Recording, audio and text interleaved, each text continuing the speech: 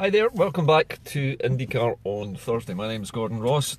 This morning's broadcast I spoke to you briefly about a concerted troll attack yesterday on Indycar and a number of other prominent pro-independence websites and celebrities. Today I wanted to actually tell you something which is newsworthy. This morning, in fact yesterday, police chiefs in England, this is the chief constables of England, announced their plans to arm, or to routinely arm, local police officers in rural England and Wales. Now, initially this might not seem like much of a story, but you have to consider the implications of this and the possible reasons for the police chiefs wanting to arm local police. Ostensibly, they gave the explanation that this was to counter terrorism, except that that doesn't really hold together, because how many terrorist incidents do you know that have been reported to the police that have happened in rural England, or rural Wales for that matter, or rural anywhere, in fact, for that matter? Why do the police need to be armed in small villages and towns dotted around the UK? There is no actual real reason for police officers to carry guns in a country where guns are illegal and where the only people who can possess firearms are those with firearms certificates who have a reason for holding them, such as gamekeepers, hunters, pest control officers, and the military, of course. So what's the reason behind this? Well, think about the future. In a few months' time, Britain will exit the European Union. Now, if, as we're led to believe, the exit is going to be smooth and controlled, and there's not going to be any cliff edge, and there won't be any problems with, for example, the value of the pound or the cost of food, then everything would be fine, wouldn't it? There shouldn't be any real reason to worry about people's behaviour.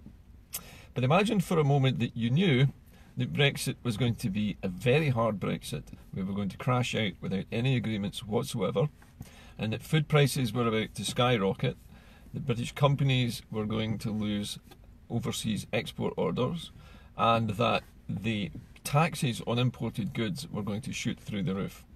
Now imagine also for a moment that you are a part of the gig economy and that you work in a precarious occupation which depends upon the internal market of the United Kingdom. Now, every time there's an external force applied to the British internal market, that's the market for goods and services inside the UK's borders.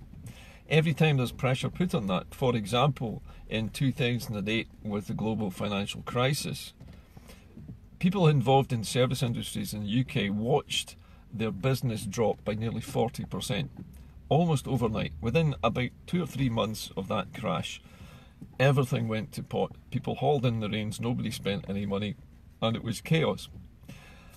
Why would you need to arm the police in a quiet part of rural England unless you were expecting some really bad public disorder?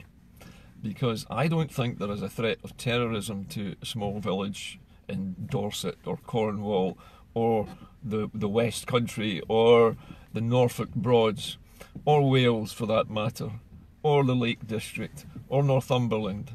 Where's the threat? Why do you need to arm the police in these places?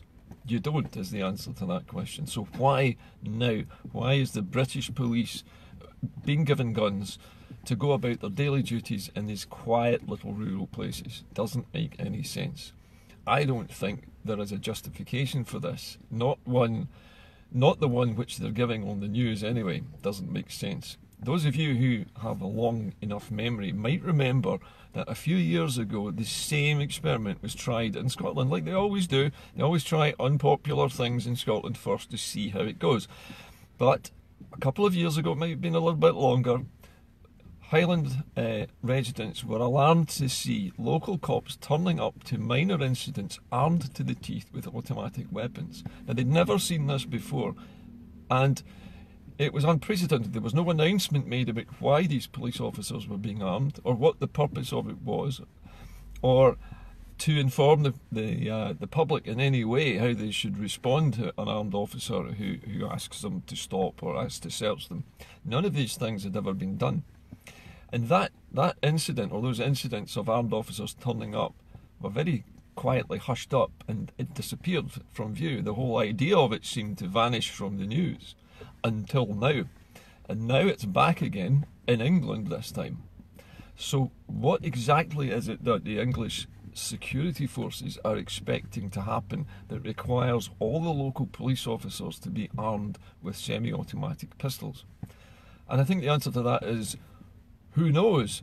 But one thing's for sure, the chiefs of police are expecting some kind of either disorder, violent crime, or terrorist attack. Now, how do they know it's going to happen in these rural areas? And if they do know it's going to happen in these rural areas, why are they not doing something about it now? Or at least telling us the truth about it? Because arming police officers might not seem an unreasonable thing to do if they're placed in danger or there's a distinct risk that they would be put at a disadvantage, say, in an armed robbery. But we already have armed police officers in cars, mobilised at the drop of a hat to go to such incidents anyway. We don't need to arm every police officer. That's never been the case in British policing, that we needed to do that. So that is my concern for today. We have to ask ourselves why this is happening.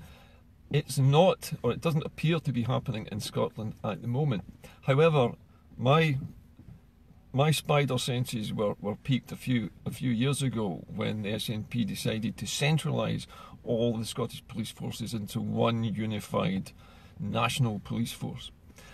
And when they did that, I asked the question at the time, who are those police officers accountable to? Who is their ultimate boss? Is it the UK? Is it the UK Home Office?